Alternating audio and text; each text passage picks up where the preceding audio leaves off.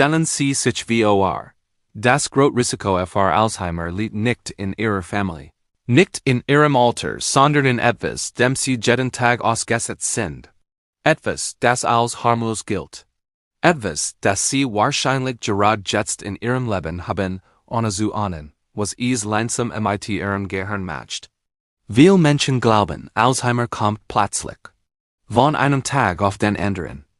Da Neurologen wissen heute, die Krankheit beginnt Jahre, manchmal Jahrzehnte früher, still, unsichtbar, und oft ausgelöst durch einen einzigen, unterschätzten Faktor, der das Gehirn schleichend vergiftet, ohne Schmerzen, ohne Warnsignal, ohne das man es merkt.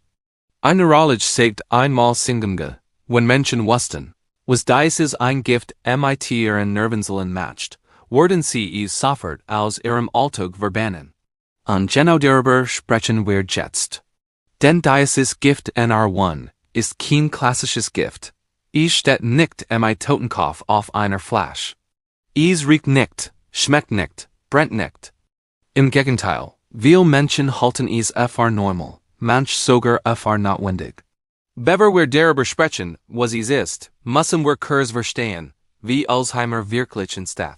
Ihr Gehirn besteht aus Milliarden von Nervenzellen. Die Zellen kommunizieren ununterbrochen miteinander, aber winzig elektrisch und chemisch Signal. Solange dies Kommunikation flieht, bleiben Erinnerungen lebendig, Gedenken klar, Entscheidungen leicht. Dabei Alzheimer passiert etwas Heimtückisches. Die Nervenzellen beginnen, ihre Verbindungen zu verlieren. Nicht plötzlich, sondern schrittweise. Erst wird man Namen, dann Termen, dann Wort. Und irgendwann ganz Lebensabschnitt. Lange dacht man, das sei einfach Alter.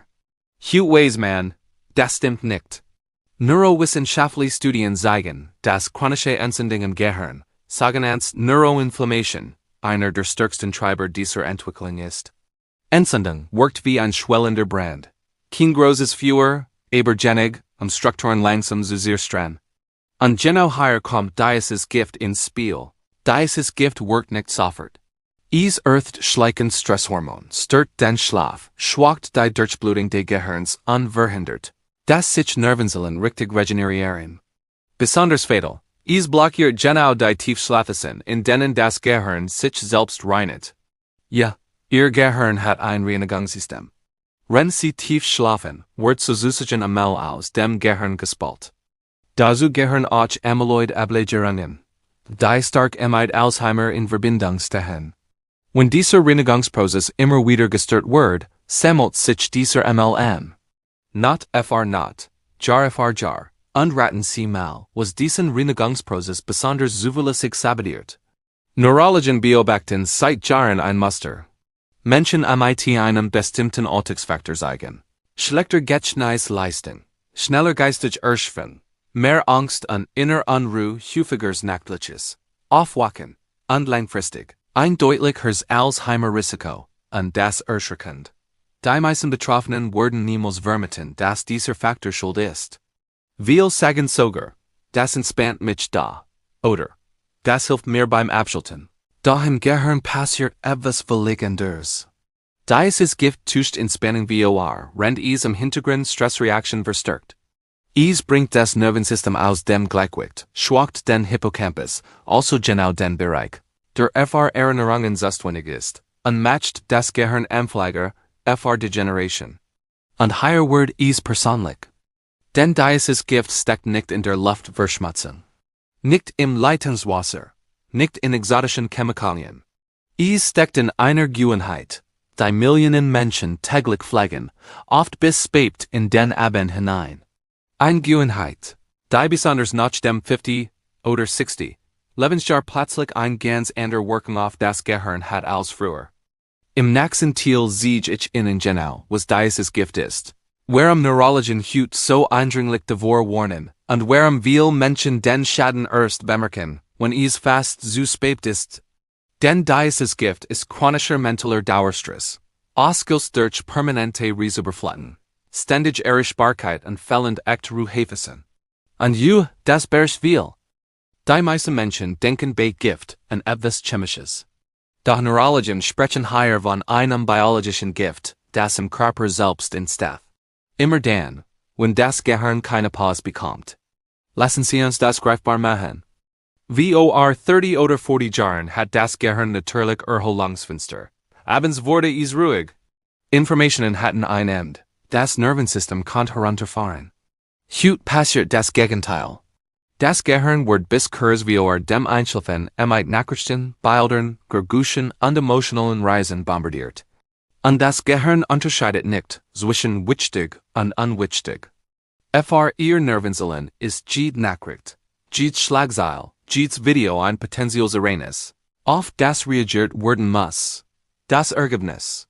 Das Stresssystem bleibt aktiv. Neurologen nennen das eine dauerhafte Aktivierung des Stresses. Dabei wird kontinuierlich Cortisol ausgeschüttet. Kurzfristig ist Cortisol sinnvoll. Langfristig wirkt dies wie ein Nervengift, besonders im alternden Gehirn.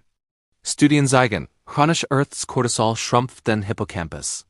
Genau jenen Bereich, der neue Erinnerungen speichert an alte abrupt.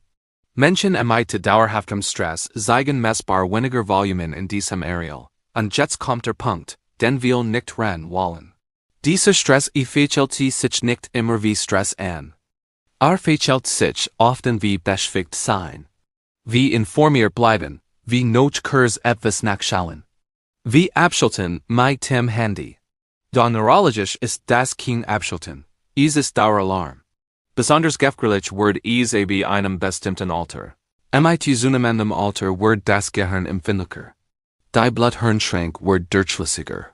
Entzündungsprozesse greifen schneller sich. Reparaturmechanismen arbeiten langsamer. Was früher vielleicht noch kompensiert wurde, hinterlässt jetzt Spuren.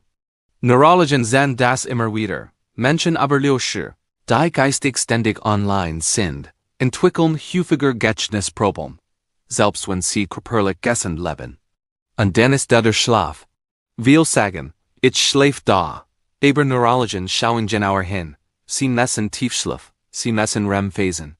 Und genau diese Phasen sind bei gestressten Gehirnen verkürzt oder fragmentiert. Das Gehirn wacht auf, oft ohne dass man es merkt. Und jedes dieser Mikroaufwachereignis unterbricht die nachtliche Reinigung. Amyloid wird nicht richtig abtransportiert. Entzündungsstoffe bleiben länger im Jub. Das ist kein Drama nicht. Aber 1000 10.000? Higher instead der schleichen Schaden. Besonders perfide, viele Menschen greifen abends zu Dingen, die Einblick helfen sollen, runterzukommen. Sie scrollen. Sie schauen Serien. Sie lesen auf leuchtenden Bildschirmen. Neurologisch passiert dabei Folgendes. Das Blaulicht hemmt Melatonin. Gleichzeitig werden Emotionalzentren stimuliert. Das Gehirn bleibt im Wachmodus, obwohl der Körper müde ist. Das ist wie ein Motor, der im Leerlauf weiterläuft. Not. Und genau deshalb sprechen einige Neurologen heute so drastisch von einem unsichtbaren Gift. Nicht, weil es sofort krank macht, sondern weil es jahrelang unbemerkt wirkt. Viele Alzheimer-Patienten berichten rückblickend, Jahre vor der Diagnose hatten sie Schlafproblem. Innere Unruhe, Konzentrationsschwäche, Vergesslichkeit, die sie auf Stress schaben. Niemand warnte sie davor, dass genau dieser Dauerzustand das Gehirn langsam verändert. Da die gute Nachricht ist, wenn etwas durch Gewohnheiten entsteht, kann man es auch durch Gewohnheiten beeinflussen. Und genau darum geht es im nächsten Teil. Den Neurologen wissen heute nicht nur, was dieses Gift ist, sie wissen auch, wie man das Gehirn wieder nicht selbst im hohen Alter. Im nächsten Abschnitt sehe ich Ihnen, welche einfachen, realistischen Veränderungen das Stressniveau im Gehirn messbar senken, den Schlaf vertiefen und die Selbstreinigung wieder aktivieren können. Denn was viele Menschen nicht wissen. Das Gehirn ist auch im Alter noch erstaunlich anpassungsfähig. Neurologen nennen das Neuroplastizität. Selbst mit 70 oder 80 können sich neue Verbindungen bilden, wenn die Bedingungen stimmen. Und genau diese Bedingungen lassen sich beeinflussen. Der erste entscheidende Punkt ist echt mentally still. Nicht ablenken, nicht unterhalten, sondern wirklich Reizreduktion. Studien zeigen, schon 10 bis 15 Minuten täglich ohne Bildschirm, ohne Gespräch, ohne Input senken die Aktivität der Stresszentren im Gehirn messbar. Das klingt banal. Aber neurologisch ist es wie ein Resetnopf. Viele Menschen sagen, ich kann nicht einfach nichts tun. Daher genau das ist das Problem. Das Gehirn braucht Phasen, in denen es nicht reagiert, sondern verarbeitet. Neurologen empfehlen deshalb sogenannte Leerzeiten. Spazieren ohne Handy, sitzen am Fenster ohne Musik, ruhiges Atmen ohne Ziel. Dabei wird der Parasympathikus aktiviert, der Teil des Nervensystems, der repariert, regeneriert und sektis. Und jetzt kommt etwas, das besonders wichtig für die Alzheimer-Prävention ist. Tiefatmung. Langsam, tief Atemzug senken nicht nur den Puls. Sie verändern direkt die Durchblutung des Gehirns. Studien zeigen, dass kontrolliert Atmung die Aktivität im präfrontalen Kortex stärkt, dem Bereich für klares Denken und Selbstkontrolle und gleichzeitig ein sundliches Signal dient. Schon 5 Minuten am Abend können einen Unterschied machen. Der zweite Großhebel ist der Schlaf, aber nicht einfach früher ins Bett gehen. Neurologen sprechen von Schlafqualität, nicht Schlafdauer. Entscheidend ist, wie schnell das Gehirn in den Tiefschlaf kommt und wie stabil diese Phase bleibt. Ein der einfachsten, aber wirkungsvollsten Empfehlungen lautet: Bildschirm mindestens 90 Minuten vor dem Schlafen binden. Nicht als Dogma, sondern als Schutzmaßnahme. Menschen, die das umsetzen, zeigen in Studien tiefere Schlafcycle, niedriger nächtlicher Cortisolwert und ein besser Gedächtnisleistung nach wenigen Wochen. Auch das Licht spielt eine Rolle. Warmes, Licht signalisiert dem Gehirn Gefahr vorbei, Zeit zu reinigen. Der dritte Punkt beherrscht viel, regelmäßig, ruhig Bügeln, nicht extremes Training, nicht Leistungsdruck, sondern rhythmisch Bügeln wie Gehen, Radfahren oder sanftes Dehnen. Solch Bügeln earth die Durchblutung des Hippocampus und fördert die Ausschüttung von BDNF, deinem Wachstumsfaktor für Nervenzellen. Neurologen nennen ihn manchmal Dünger fürs Gehirn. Menschen, die sich regelmäßig moderat bügeln, zeigen langsamer kognitive Alterung, unabhängig vom Körpergewicht. Und dann ist da noch etwas, das oft unterschätzt wird: soziale Ruhe. Nicht Isolation, sondern die Qualität von Kontakten. Ständig Konflikt, Emotionalspannungen und unausgesprochener Druck halten das Stresssystem aktiv. Neurologen sehen deutlich: Menschen, die sich erlauben, Grenzen zu setzen, weniger Diskussionen, weniger Rechtfertigungen, weniger emotional Überforderung, das schätzen ihr Gehirn messbar. Alzheimer ist keine Strafe. Es ist oft das Ergebnis jahrelänger Überlastung eines hochsensiblen Organs. Und genau deshalb ist dies Botschaft so wichtig: es ist nie zu spät, das Gehirn zu entlassen. Viele neurologische Prozesse lassen sich verlangsamen, stabilisieren oder sogar teilweise umkehren, wenn der Dauerstress endet. Das sogenannte Gift NR1 verliert sein Wirken, sobald das Gehirn wieder regelmäßig Ruhe, tiefen Schlaf und sichere Rhythmen bekommt. Im letzten Teil fasse ich zusammen und sehe Ihnen, wie Sie dies Erkenntnis Schritt für Schritt in den Alltag integrieren können, ohne Ihr Leben komplett umzukrempeln. Wenn wir alles, was Neurologen heute wissen, auf einen einfachen Gedanken herunterbrechen, dann ist es dieser: Das Gehirn erkrankt nicht plötzlich. Es erschöpft sich langsam. Alzheimer ist oft kein einzelner Schlag, sondern das Ergebnis von Jahren ohne echte Pause, von Nächten ohne tiefen Schlaf, von Tagen voller Reis, Entscheidungen, Sorgen und innerer Anspannung, von einem Nervensystem, das nie ganz abschalten dürft.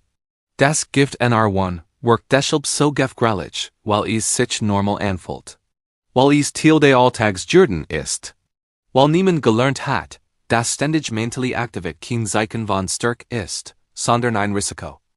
Da die vielleicht wichtigste Erkenntnis ist dies: Das Gehirn reagiert denkbar auf Entlastung, sehr schnell sogar. Menschen berichten schon nach wenigen Wochen von klarem Denken, ruhigerem Schlaf, weniger innerer Unruhe, besserer Konzentration. Nicht, weil sie etwas Neues hinzugefügt haben, sondern weil sie etwas Beständiges weggelassen haben. Weniger Reis, mehr Still, mehr Rhythmus, mehr echte Erholung. Es geht nicht darum, perfekt zu leben. Es geht darum, dem Gehirn wieder das zu geben, wofür es gemacht ist. Phasen der Ruhe, in denen es reparieren, reinigen und sich stabilisieren kann. Vielleicht ist genau das die wichtigste Prävention, die wir haben.